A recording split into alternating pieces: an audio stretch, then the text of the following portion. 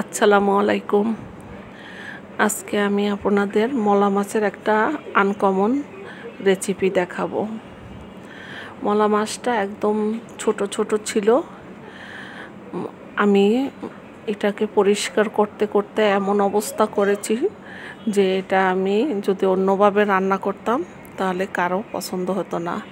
মানে এটা পরিষ্কার করতে করতে আমি নরম করে ফেলেছি ধুতে ধুতে।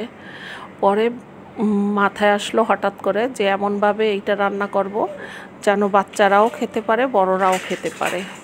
সাধারণত বাচ্চারা গুঁড়া মাছ খায় না, তাই বুদ্ধি করে মাছগুলা আমি ব্লেন্ড করলাম লবণ, হলুদ, মরিচ একসঙ্গে দিয়ে। শুধু পেঁয়াজ ব্যবহার করলাম না, আমি এই দেখেন সুন্দরভাবে ব্লেন্ড করেছি। যখন এই পেস্টটাকেই আমি ছোট ছোট করে বড়া বেজে নেব।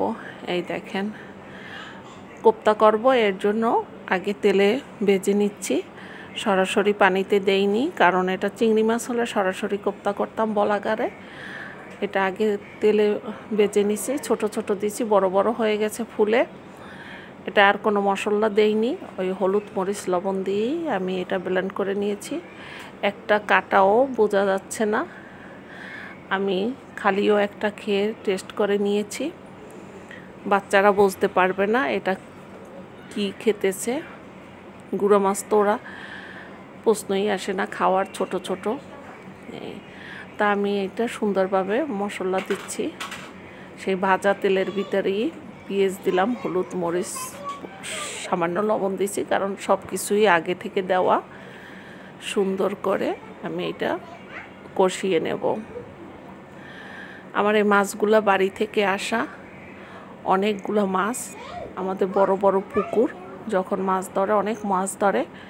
আর আমি আপনাদের আগেও শেয়ার করেছি যে প্রতি মাসে 1-2 ট্রিপ বাসে আমার মাল জিনিস সব বাড়ি থেকে পাঠিয়ে দেয়।